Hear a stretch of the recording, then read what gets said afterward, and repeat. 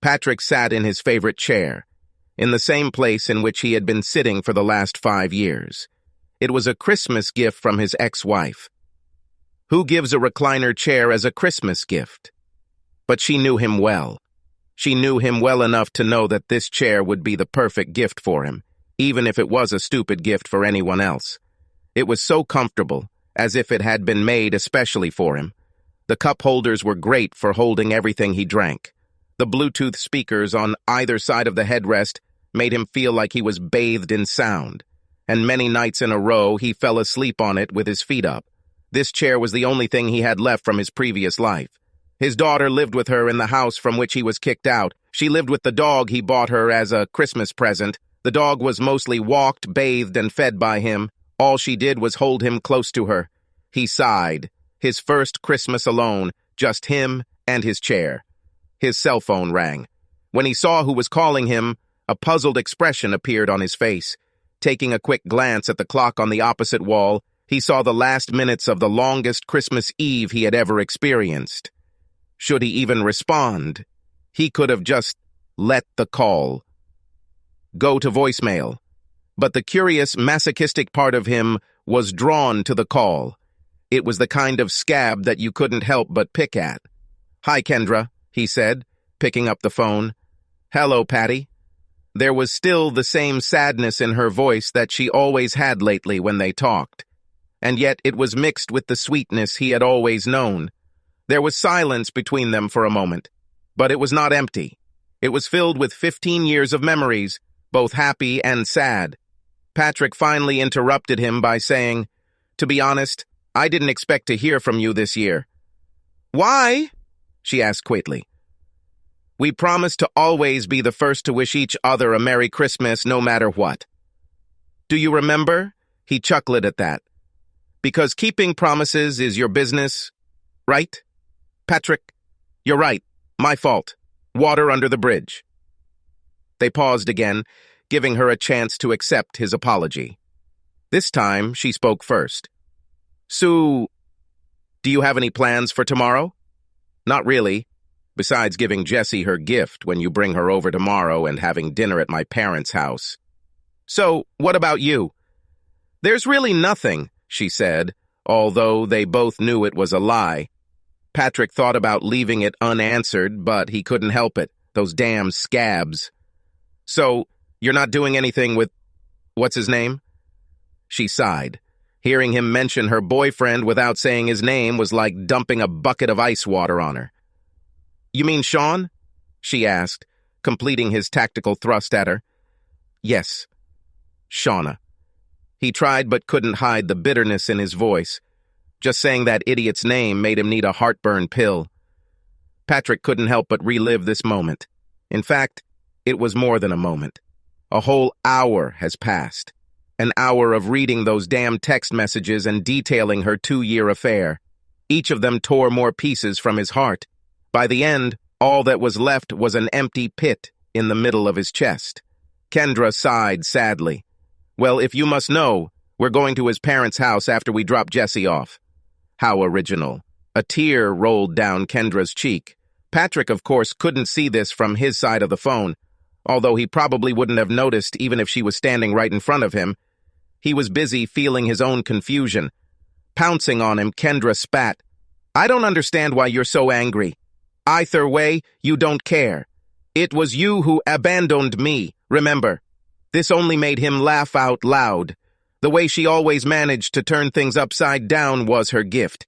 If she had a superpower, it would be to project her subjective experiences onto other people. And not the kind of astral projection that would actually be a cool power. No, it was just good old-fashioned projection, not taking responsibility for anything. "What's so funny?" she asked angrily. "Why don't you ever take me seriously?" "Because you're full of shit, Kendra. That's why." "Am I full of crap? Am I full of crap?" "Yes," he said, still slightly surprised. "Was I the one who abandoned you? In fact, so... the 2-year affair had nothing to do with this? All those times you sat next to me, watched movies with me, but texting him had nothing to do with it? This fucking 3-day weekend where you, flew away to take care of your sick mother. I understood, she shouted in his ear, interrupting his tirade. She was right to do so because he still had plenty of ammunition. Really, Kendra? Do you really understand? By this time, her voice had reached tears. Her next breath came out ragged, as if she were fighting a scream. Yes, I understood. I screwed up, Patty. I screwed up big time. I was selfish. I took you for granted. I destroyed our family. I understand. Every morning I wake up to a daughter who hates me. I walk around the house that seems empty without you, and every night when I lie down, all I can think about is, no. You... motherfucking... don't you dare! No matter how hard Patrick tried to keep his cool, those walls were crumbling. Why couldn't he control himself? Why could she still bring him to this state? I don't dare... What, Patty? Tell the truth? Why? Can't you come to terms with the truth? She hoped he would grin, or chuckle, or at least thaw. The movie A Few Good Men was their favorite. They discovered this little tidbit on their first date. We made love until the end credits on the second. But that didn't melt him. Quite the opposite. All it did for Patrick was reiterate how much she had thrown away for some jerk she met on the internet. He coldly shot at her again. I handle the truth very well. It just sucks when I have to hunt her down because all my wife does is lie to me. Oops. It broke her. She could no longer hold back her sobs. A sob escaped her, and then another. Patrick couldn't help but feel her. Without sympathizing with her, he felt her. Even after a year of separation, his heart still beat at the same rhythm as hers. He could imagine her there, in the living room they once shared together. Right now, she was wearing that old, worn robe that she loved so much because it was comfortable and reminded her of her mother. This robe covered her boxers and t-shirt. It was another funny private joke between them. Whenever he had to leave town for work, she would wear his boxers to bed. It was his way of keeping her private part safe at all times. I bet she wasn't wearing his boxers when she spent that weekend with the asshole. He probably wasn't wearing much clothing at all. I'm so sorry, Patty, she said between sobs. How many times should I repeat this? How long will it take you to finally forgive me? He said sadly.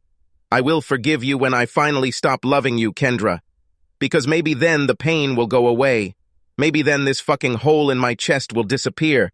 Maybe I can get some sleep without seeing that message where you said you loved him. Maybe... Now it's Patrick's turn. His pain could no longer be contained. A sob, louder than hers, escaped him. He raised his hand to his eyes as if it might serve as a dam for tears. Kendra's heart ached along with him. She wanted to hug him, kiss his forehead, and hold him to her chest as his tears wet her shirt. Patty, for the sake of all that is saints, stop calling me that. He suddenly roared into the phone. She shut up. She had to remember that she could not console him because she herself had hurt him. It sucked so much, but that's how it was. This was their reality. Patrick, she said carefully, how long are you going to torture us? Don't you see that you're not just punishing me? You're punishing Jesse and torturing yourself. I know you're mad at me. I understood. That's how it should be. But that's why we need marriage counseling. Maybe if we... Interrupting her, his voice was strangely calm as he said, But you're with him, Kendra. She instantly fell silent. I mean, you just said you were going to meet his parents, right? This is an important milestone in any relationship. How long did you wait after we broke up before you ran to him? A week? Month? He paused, and she didn't bother to fill the silence because they both knew she was going to see him the very next evening.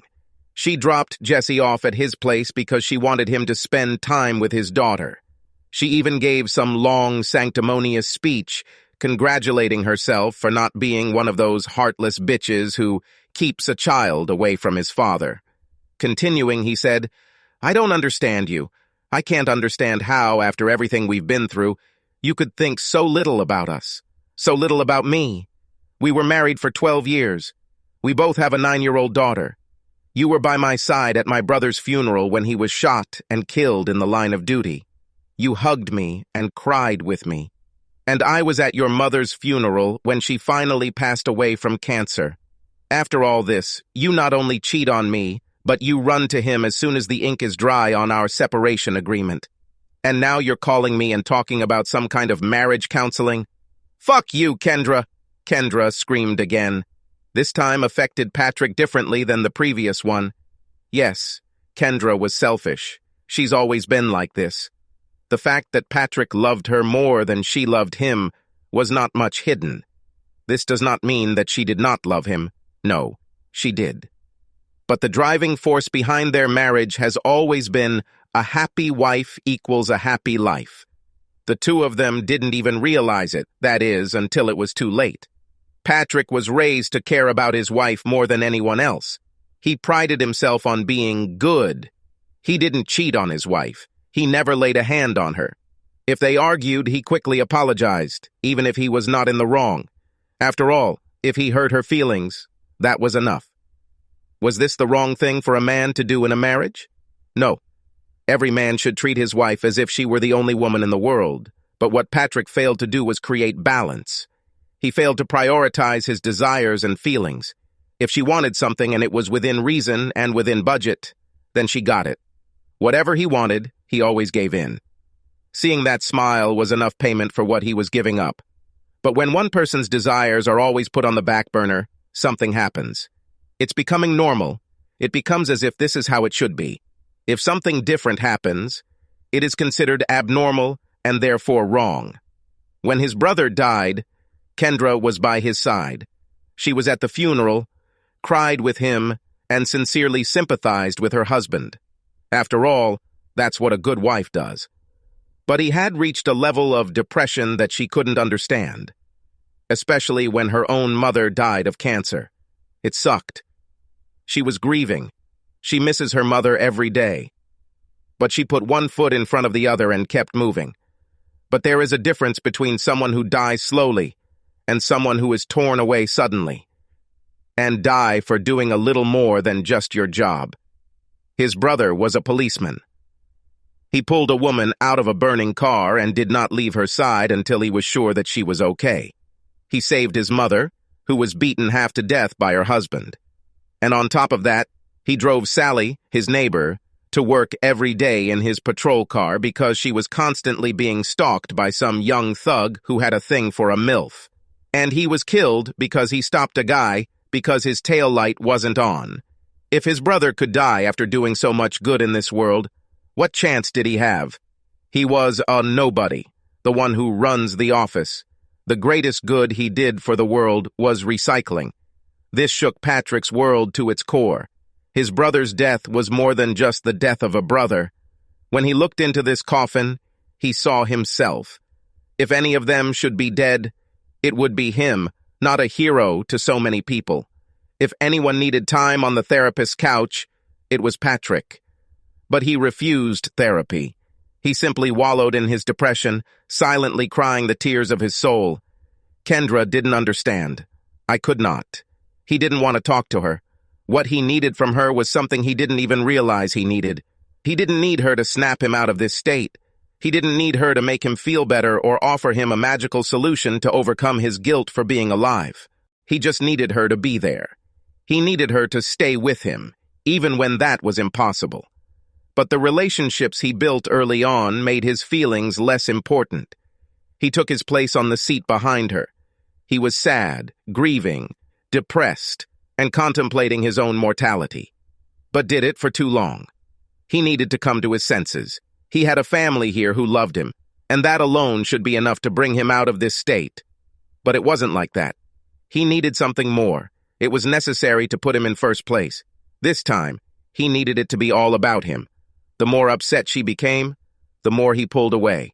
The more he pulled away, you get the picture. And then Sean showed up. She met him in a chat room. No, this wasn't some innocent chat where people exchanged recipes and tips for DIY projects. She went looking for confirmation that she was still attractive, that she was worth looking at. And she got it. Of course, she had no intention of cheating. Just a few flirty personal text messages, maybe a couple of photos. Wow, you are beautiful. He wrote her a message. The photo she sent wasn't even that flattering, but he praised her like she was strutting down the runway in the latest Victoria's Secret issue. From that moment on, everything went as usual. Minor exacerbations, more photos, more confirmation, then a bikini photo. Holy crap! I just finished in my pants. Giggle. More photos, this time a little more explicit. But this was just the beginning. Honestly, if that was all it was, she could have pulled the plug at any time. But these phone calls got her hooked. Those intimate moments that she stole from her day to hear his voice, his laughter, his breathing. He was no longer a soulless, online flirt. He was a real person, a funny, sensitive man who liked to listen to her. He always made her laugh. And when she complained about her husband, he was always there to listen and help her feel better. He put her first, just like Patrick used to do. This last 3-day weekend, a lie to end all lies, was the last gasp of her marriage. He knew her mother had cancer. When Kendra suddenly had to visit her, he assumed the worst. Feeling his wife's pain, or at least the pain she was supposed to be in, brought him out of his funk, even if only temporarily. He felt that she needed him, so he tried to buy 2 plane tickets at the last minute to meet her there. She and Jesse were going to be there for her in her time of need, but she told him not to do it. She was adamant about this. In fact, she said the strangest thing, namely, "This is something I need to do alone." Who wants to go through this alone? Who wouldn't want their spouse to be there with them, even if just for moral support? But later, when her mom died, did she need him for this? This was the beginning of his suspicions.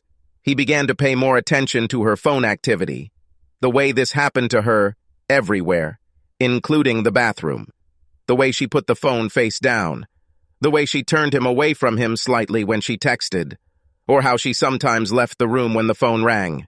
And then, one day, she left him at home by mistake. Curious, he tried to open it, only to find that she had changed the password since their anniversary. Previously, this was her 4-digit code for most PINs. Her debit and credit cards, her banking information, her voicemail, but not anymore. And then, as she rushed back in a panic to pick him up, alarm bells rang loudly. The look in her eyes, the fear, was almost a confession in itself, but he needed proof, so he watched her closely, pretending not to notice anything. He watched until one day he saw her unlock it. The new code consisted of 4 numbers that didn't match anything he knew, so he had to repeat it to himself over and over again to remember it. He later finds out that it was Sean's birthday. Patrick looked at the clock on the wall. It was 12:15. It was officially Christmas. "Well, it's already Christmas, Kendra," he said, feeling incredibly empty after such a short conversation. She sniffled. "Yes, I think yes." Both seemed reluctant to end the conversation. It was actually a metaphor for everything else. That's why they were still separated, but neither of them had filed for divorce yet. Even though she was going to meet Sean's parents today, she couldn't bring herself to apply. Part of her, even if it was far-fetched, hoped for a Christmas miracle. She hoped that he would tell her that he couldn't live without her and that he was coming home to her. If Patrick did this, she would gladly cut Sean out of her life. Unfortunately, she did not understand that it was precisely this train of thought that prevented her from achieving the Christmas miracle. What she failed to understand was that the more she refused to put him first, the more he pulled away from her. They found themselves at a dead end. Patrick still loved his wife, no matter how much he struggled with that love. Her betrayal still hurt, but she no longer incapacitated him as she once did. Once upon a time, every waking moment was consumed by her and those text messages. But lately, he found himself passing days without thinking about it. The weeks will soon pass, and then she would just be the mother of his child, someone he once knew. This purgatory won't last forever. "Merry Christmas, Kendra," Patrick said. And you know, he really thought so. "I hope you find what you are looking for." She sighed sadly.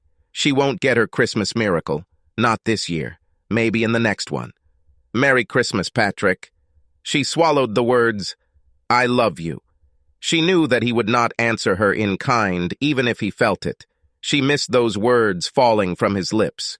No matter how many times Sean repeated them, it couldn't compare. Patrick was her first love, her best friend, her soulmate. It was truly her loss. The click of the call ending made Kendra break down again. What she wouldn't give to go back 5 Christmases to the time she gave him that chair. Subscribe to our channel so that your second chaff doesn't cheat on you, and go ahead and listen to the next story, because this story is nothing compared to the next one. If you're under 18, don't even think about listening to the next one.